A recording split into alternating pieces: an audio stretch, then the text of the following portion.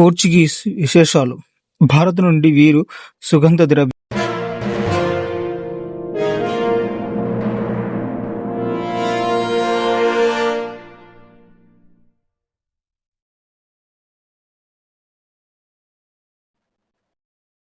Portuguese విశేషాలు.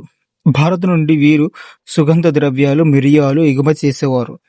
సముద్ర వ్యాపారంలో మొదటిసారిగా లైసెన్స్ విధానాన్ని వీరే ప్రవేశపెట్టారు. విజయనగర రాజులతో వార్తక సంబంధాలు ప్రారంభించారు. వీరి యొక్క నాణెములకు కుజ్రాడ అనే పేరు అనేవాళ్ళు. వీరు భారతదేశంలో అత్యంతరాన్ని ప్రవేశపెట్టారు. నావిక దశ ఆధునీకరణలో దోహదపడ్డారు. బొప్పాయి, పొగాకు, మిరప, ఆలుగడ్డ, బఠానీ, మొక్కజొన్న మొదలైన వాటిని వాణిజ్య రంగంలో ప్రవేశపెట్టారు. పోర్చుగీసు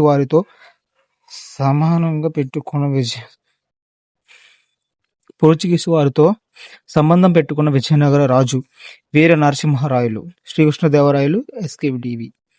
పొగాకు ప్రోత్సహించినది ఎవరు? అక్బర్. పొగాకును రద్దు చేయించింది ఎవరు? జహాంగీర్. పోర్చుగీస్ పతనం. ఇలా పతనం అయ్యారు.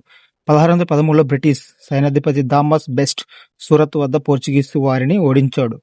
1622లో డచ్ వారు అహ్మద్ వద్ద పోర్చుగీసు వారిని ఓడించారు. షాజహాన్ తన సేనాని కసింఖాన్ ను పంపగా ఇతడు హుగ్లీ నుండి పోర్చుగీసు వారిని పంపించేశాడు. 1663లో డచ్ కొచ్చిన్ను ఆక్రమించాడు. 1739లో పీష్వా బాజీరావు తన సోదరుడైన సింహాజీ అప్పను పంపక పేషెన్స్ సాటిలను ఆక్రమించాడు. 1961లో ఆపరేషన్ విజయ్ పేరుతో గోవాను భారతదేశానికి విలీనం చేశారు. ఆపరేషన్ విజయ్. అప్పుడు అధిపతి ఎవరు? జనరల్ కాండేట్.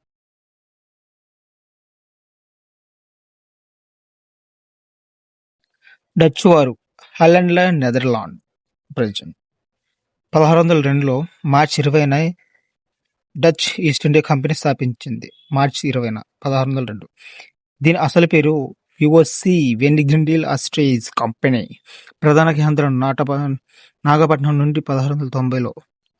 ఈ యొక్క డచ్ వారి స్థావరాలు మచిలీపట్నం 1605, పులికట్ 1610, సూరత్ 1616, భీమిలి 1641, కైరకాల్ 1645, సిన్ఫూరా 1653, కొచ్చి 1653, నాగపట్నం 1658, పట్నా 1658.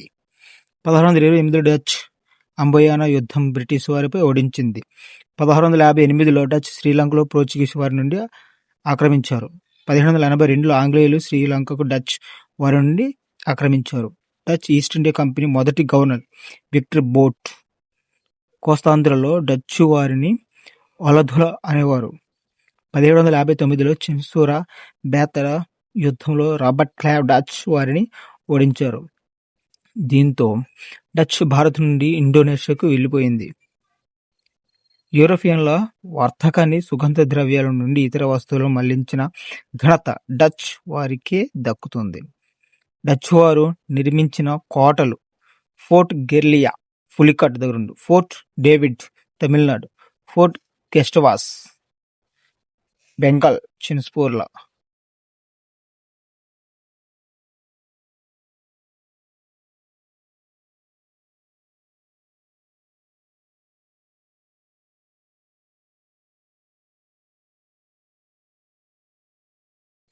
బ్రిటిష్ వారు 18వ శతాబ్దంలో పారిశ్రామిక విప్లవం ఇంగ్లాండ్లతో ప్రారంభమైనది.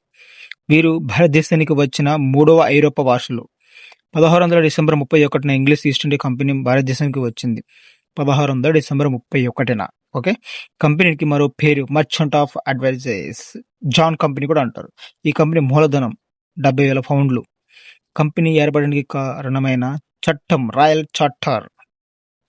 బ్రిటిష్ నౌకాయానాలు. మొదటి నౌకాయానం 1602 జేమ్స్ లాంగ్స్టన్ అక్బార్. రెండవ నౌకాయానం 1605 హెన్రీ మిల్టన్ అక్బార్. మూడవ నౌకాయానం 1608 విలియం హక్కిన్స్ జహాంగీర్. 1611లో గ్లోబ్ అనే పడవపై హెబ్బన్ అనే ఆంగ్లేయుడు మచిలీపట్నంను చేరుకున్నాడు. అప్పటి గోల్కొండ సుల్తాన్ మహమ్మద్ కులీ కుతుబ్ షా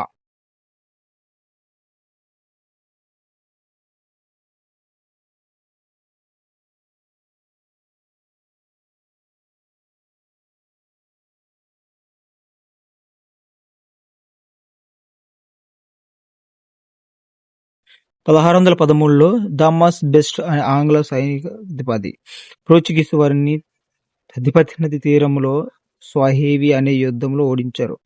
1612 నుంచి 13 బెస్ట్ అనే వైద్యుడు సూరత్ వద్ద ఆంగ్లేయులు ఫ్యాక్టరీ నిర్మించుకోవడానికి జహాంగీర్ వద్ద అనుమతి పొందాడు.